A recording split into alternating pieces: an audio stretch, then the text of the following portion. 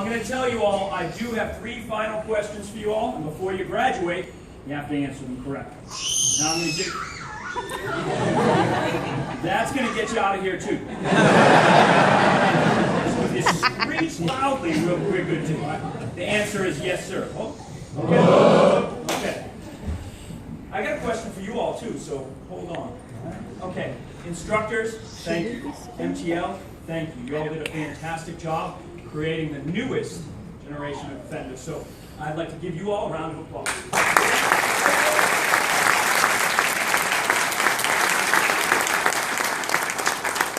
Chief Wilson, Chief Arts, and Master Stone, thank you for being here. Great words. It's always great having Chief Wilson in here. He's always motivational. And he is the one individual I know that can get up there and recite it word for word. So fantastic. I think there's words that run on the inside of his glasses. Try to memorize something like that is pretty good. So Chief, thank you for that. Thank you for your words. Well, okay, parents. Did y'all know you had a test before you left here also, when you came in the door? Now, we have a few that have been here a few times said, yep, no, I know the answer too. The answer is easy. It's yes, sir, also. Whoop. You have to be as loud as they are. Okay. Parents, thank you. Or sorry, you know what? Parents, grandparents, aunts, uncles, friends, spouses, just folks that kind of wandered in because you wanted to hang out, needed a cool place to stay. I appreciate you. Right? I can say this is one of the largest groups that we have, so I don't know if most of our students are from the San Antonio area, but thank you for all coming out and supporting your airmen, your defenders. You raised some amazing men and women, and you gave them to us. You raised them to have high moral values. You raised them to be strong and confident, and you raised them to be hardworking. Right?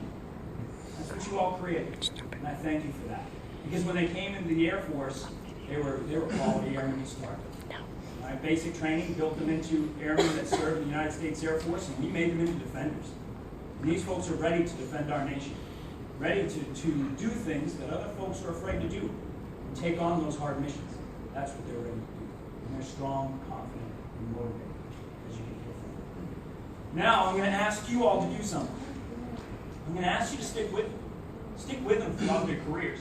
Now, some careers may only last 4 years, some may last 30. Some may become officers one day, some might be Chief Wilsons. They're going to need you for that. Now, you heard some names of locations that they're heading. You heard Guam, not that bad, all right? You heard Hurlburt Field in Florida. You probably want to visit them, all right? The coast is really nice, all right? You also heard places like Kunsan. You're not going to want to visit them. That's in Korea, all right? But they're going to need your support. Send them a care package. Send them a letter. Get on email and send them pictures every day of what's going on with the family, what's going on in your lives, because they'll be interested. I'm going to tell you about a person who raised me and was pretty much my best friend growing up. That's my father. Now, my father doesn't look much like me. My father's about 5 feet tall. My father was a Vietnam veteran. My father and I are the types that can communicate in just very few words. Oftentimes, we spoke about the Red Sox, the New England Patriots, the Celtics, the Bruins. All right? We talked about the family in little bits. Sometimes took my advice and where it should go. Sometimes asked me my opinion on things. But I had an amazing dad. Now, my dad, on my first deployment, wrote me a letter. The only letter that my dad had ever written me. And in that letter, it was 3 pages worth of the Boston Red Sox, the New England Patriots, the Celtics, the Bruins, and little bits on the family. But in the last 3 lines, he said something to me. He said, Paul, I know you're going to go off and do hard things. I know you're going to be leading airmen that you're going to have to put in harm's way.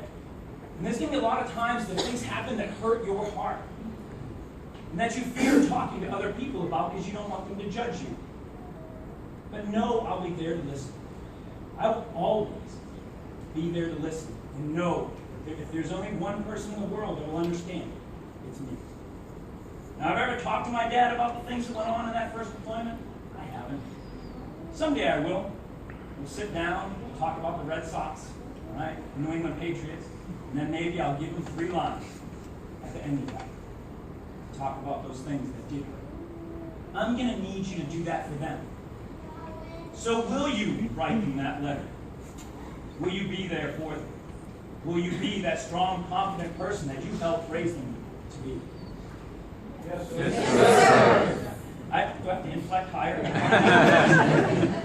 A good instructor would have raised my. Okay, I'm going to do it again. Will you be there for them? Yes, sir. Look at that! Wow. Okay. Welcome to our family. You all are defenders today. You're all defenders in the making before that. But today, you're one of us. You're part of a family.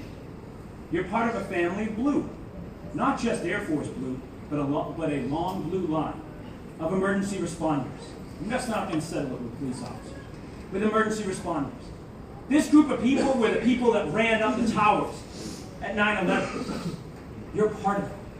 These are the people that fight fires in Arizona and California. You're part of it. These are the people that defended us against terrorists that wanted to bomb our marathon in Massachusetts. You're part of that. You're part of a group of folks that go into the fire when everybody else is running out. You're the person that is saving that crying child. You're the person that is there for that woman that is being beaten. You're there for them. You're there defending this nation. It's not just a piece of ground that you're defending or a flag or an idea. It is them. It's the people that you love. And now, since you've entered a new family, there's a whole new group of folks that you will love and that will love you. Now, I've been asked in the past, why do we pay special tribute to the 10 that are sitting outside? The 10 that are on our wall. Why do we pay special tribute to that? Because there's been many security forces, men and women, that have given their lives and sacrificed for what we do in defending this nation. But why do we memorialize those 10? Because that's our family. That's my family. Those are people that I've known and people that I cared for. The instructors have served with me when they deployed. Chief Hartz has led those folks. I'm going to tell you about one that I knew.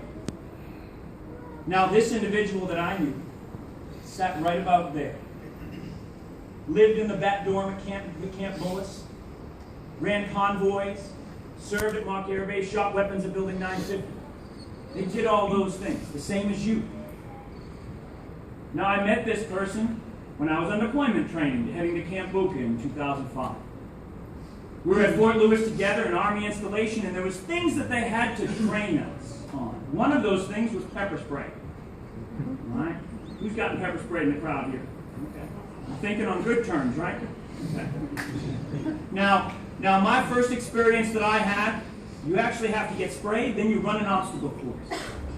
Right? And then they let you clean out your eyes.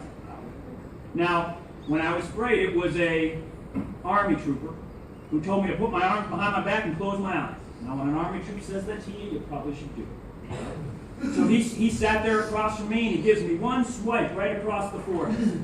Now, I didn't feel a thing because I have a really large forehead. So he needed two more. He puts one across my eyes and another one. And he says, "Sir, open your eyes." I opened them up, and I didn't feel anything at first. All I could see was orange. I couldn't see around me. But instantly, right after that, I felt the pain. That's when I heard a female's voice. That female's voice was Elizabeth Jacobson, the first person on that wall outside. Now she grabbed me by the arm. She said, "Sir, come with me. I'll take you through this course." And as Airman Jacobson was, she was a leader. And she guided me through that course, guiding her leader when he needed her help. She comes over to me and says, "Sir, to wash all this out, when I was completed, to wash all this out, use the soap first. Scrub that soap in there before you use the water. The water spreads it, and it's going to burn more." She was a leader. She believed in her cause. And she tried hard at what she did. And she led her leader. Now, when we went out to Camp Bucca, we were deployed there, she was in tower. When I went up to her tower, all she wanted to do was tell me about the other airmen that was inside our post with her. She wanted to tell me how good they were at their job, how motivated they were, how confident they were in what they do. I'm making a baby cry. I hear that. Right? She was a good wingman. She believed in others. She trusted in fellow defenders. Now when... No, are you good? Now, Aaron Jacobson took on the hard task. When she was hired into convoys out of the towers, I hired her.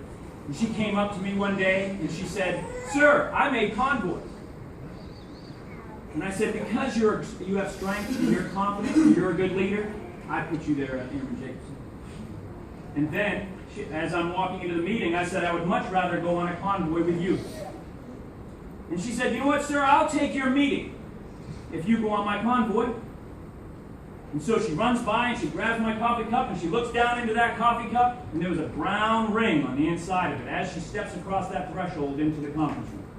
And when she looks down in there, she says, "Sir, I think the convoy would be more dangerous than going into this staff meeting with this coffee cup." And I had to agree with her. So she ended up going on her convoy. Right? She went on her convoy. It was the last day I saw her. Elizabeth Jacobson was my family. Elizabeth Jacobson was a person that I could care about. This is the same people that you are today. Now, Elizabeth Jacobson had the strength to defend her nation.